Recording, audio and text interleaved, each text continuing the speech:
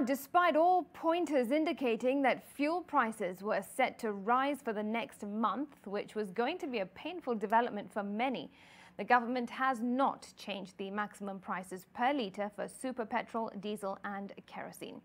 So the same price that you've been paying for any of these fuels will remain the same when the clock strikes midnight. But what makes up the pricing and what changed? Well, our digital and innovation editor Dan Mwangi joins us with a demonstration of where your money goes every time you buy fuel.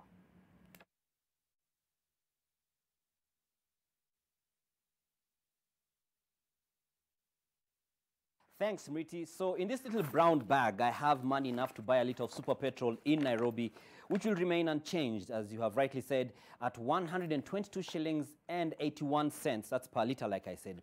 Now, I have 123 1-shilling coins here. So that right there is a litre of petrol in Nairobi. So I'm just going to, break it down with our 123 shillings here so that we can understand the elements of the pricing of fuel. How much of this 123 shillings goes into what? 5, 6, 7, 8, 9, 10. So I have my stacks of 10 1-shilling coins. There's 12 of them and the 3, which makes 123. And we're going to begin the classification. First of the 4 is the landed cost, which for the month of April is 53 shillings and 99 cents. So I'm going to just take aside 53 shillings, actually 54, because when we round it off, that's 3, 4, 5, that's 50 shillings. This is basically how much is going to pay for just for the fuel to arrive in Kenya. In March, it was 49 shillings and 84 cents, which means that we are spending an extra 4 shillings and 15 cents just for the landed cost. Now, second is storage and distribution, which in the latest release is 3 shillings and 29 cents, which is a 4 cents increase from last month's 3.25. So that's just going to be 3 shillings. So I'll put 3 there. Now, third is the oil marketing company's margins, or supplier margins, if you like. Now, basically, this is the money that oil marketers make in the whole process. Now, last month, they were divided into 3 categories. There was the wholesale margin, importers' margins, and dealers' margins. However, this month, EPRA has collapsed them into just one category called suppliers' margins.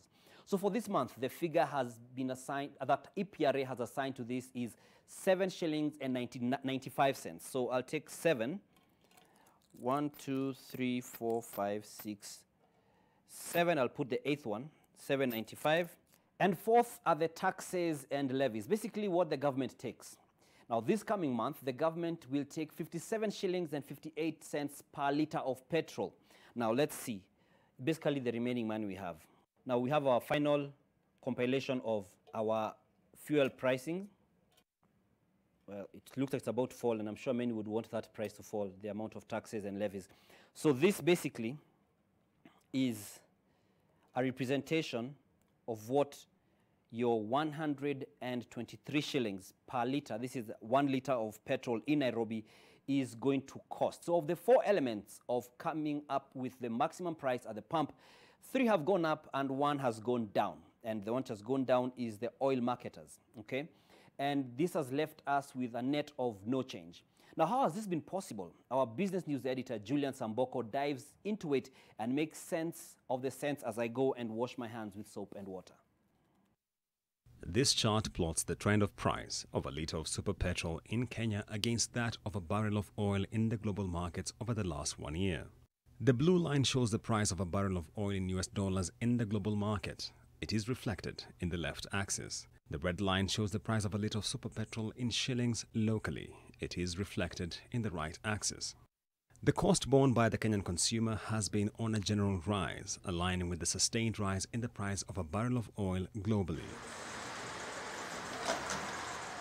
But how is it possible that the price of petroleum products remains unchanged for the next 1 month, yet the landed cost of petroleum has risen by an average of 7.1% over the last 1 month?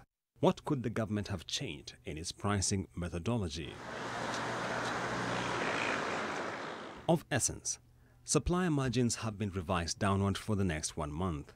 The statement from the Energy, Petroleum and Regulatory Authority indicates that across a litre of super petrol, diesel and kerosene, margins earned by oil market retailers will average 8 shillings and 97 cents over the next 1 month, a decline from the 12 shillings and 37 cents presently prevailing in the market. One thing to note, however, is that whereas ideally the statement from EPRA should break down the margins earned by oil companies, this time, strangely, it is all bundled into one, leaving much to the reader's imagination as to where cost adjustments have actually been effected. Sources indicate that the government may be tapping into the public coffers to stabilize the price of petroleum products. In 2020, the government revised the petroleum development levy from 40 cents a litre to 5 shillings and 40 cents, in a move that was said to create a buffer to cushion Kenyans in the event of runaway pump prices. Could this be the kitty that is now being used to provide relief for Kenyans amid public uproar over the runaway pump prices? Neither the Energy, Petroleum and Regulatory Authority nor the National Treasury responded to questions from NTV as to whether the state is indeed undertaking subsidization of pump prices. Julian's Amboko, NTV.